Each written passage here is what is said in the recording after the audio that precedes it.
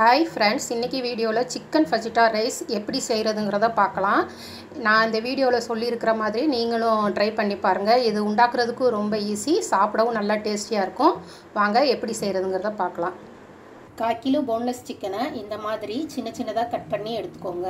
இந்த சிக்கனுக்கு தேவையான அளவு உப்பு, chilli flakes 1/2 table spoon, 1/2 table spoon ஒரேகனா, மிக்ஸ்டு ஹெர்ப்ஸ் இருந்தாலும் அதையும் சேர்த்துக்கலாம். நான் இன்றைக்கி ஒரேகனா 1/2 டேபிள் ஸ்பூன் சேர்த்துக்கிறேன். 1/2 table spoon black pepper powder, மிளகு பொடி, அதையும் சேர்த்துக்கலாம்.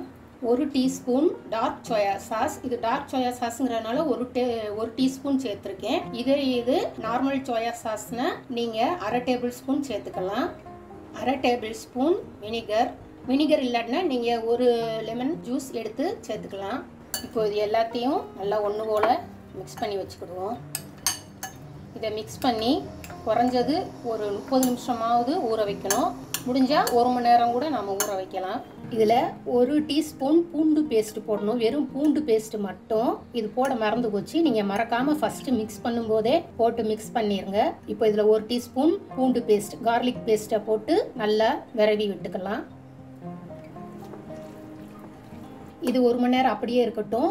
ஊறிட்டு இருக்கிற நேரம் நாம ரைஸ்க்கு தேவையான எல்லா பொருளையும் ரெடி பண்ணி வச்சுக்கிடுவோம். அரிசியை வேக வச்சுக்கிடுவோம். வெங்காயம், குடமிளகா, அதுக்கு என்னென்ன தேவையோ அதை பூரா நம்ம ரெடி பண்ணி வச்சுக்கலாம். இது இப்போ 1 மணி நேரம் ஊறட்டும். இப்போ ஒரு வாய் அகலமான பாத்திரத்தில் நம்ம எடுக்க போகிற அரிசிக்கு எந்த அளவு தண்ணி தேவையோ அந்த அளவு தண்ணியை நாம் ஊற்றிக்கிடணும். அப்புறம் அதில் அந்த அரிசிக்கு தேவையான அளவு உப்பு சேர்த்துக்கிடுவோம். கொஞ்சோண்டு எண்ணெய் சேர்த்துக்கிடுவோம். எண்ணெய் சேர்க்கறதுனால அரிசி ஒன்றோட ஒன்று ஒட்டாமல் நல்லா உதிரியாக வரும். இந்த கப்பு 200 கிராம் பிடிக்கும். இதுக்கு 2 கப்பு பாஸ்மதி அரிசி நான் எடுத்து நல்லா க்ளீன் பண்ணிக்கிறேன். தண்ணி இப்போ நல்லா சூடேறிடுச்சு. இப்போ நாம் இதில் கழுவுன பாஸ்மதி அரிசியை சேர்த்துக்கலாம்.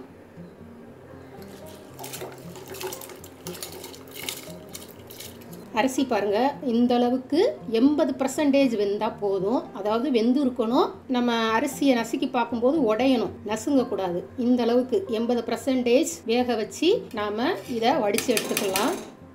இப்போ ஒரு சட்டியை நம்ம சூடாக்கி அதில் 3 டேபிள் ஸ்பூன் எண்ணெய் ஊற்றிக்கலாம். உங்களுக்கு எண்ணெய் கொஞ்சம் கூடுதலாக குறைய வேணுமான்னு பார்த்து அனுசரித்து ஊற்றிக்கோங்க. எண்ணெய் சூடேறினோடனையும் பெரிய வெங்காயம் இந்த மாதிரி நைஸாக வெட்டி வச்சுக்கோங்க. இதை இப்போ நம்ம எண்ணெயில் சேர்த்து வதக்கலாம்.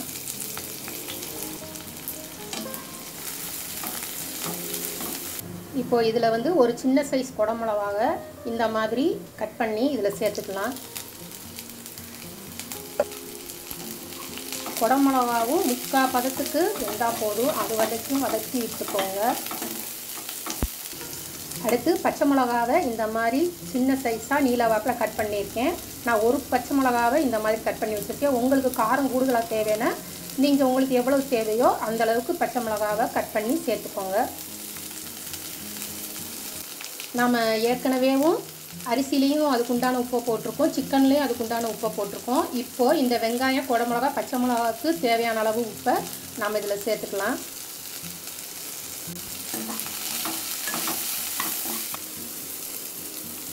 இப்போ இதில் நாம் ஊற வச்சுருக்கிற சிக்கனையும் சேர்த்துக்கிடுவோம்.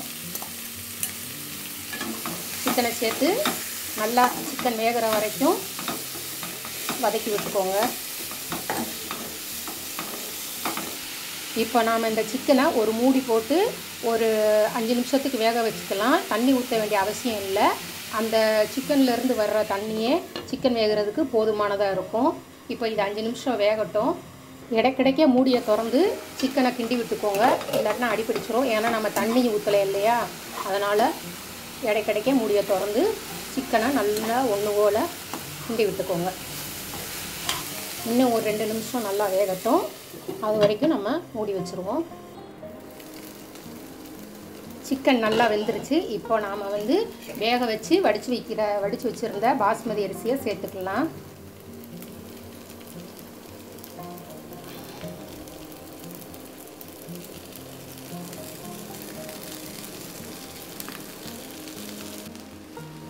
இப்போ இந்த சிக்கனும் நம்ம சாதமும் நல்லா மிக்ஸ் ஆகிற மாதிரி ஒன்று போல் கிண்டி விட்டுக்கோங்க.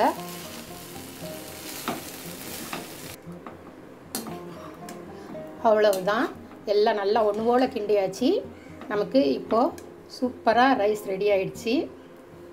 பாருங்கள் எவ்வளோ நல்லா உதிரி உதிரியாக நல்லா வந்திருக்குன்னு. நீங்களும் இதே மாதிரி ட்ரை பண்ணி பாருங்கள். ரொம்ப நல்லாயிருக்கும். வித்தியாசமாக ஃப்ரைட் ரைஸ் மாதிரி நல்லா டேஸ்டியாக இருக்கும்.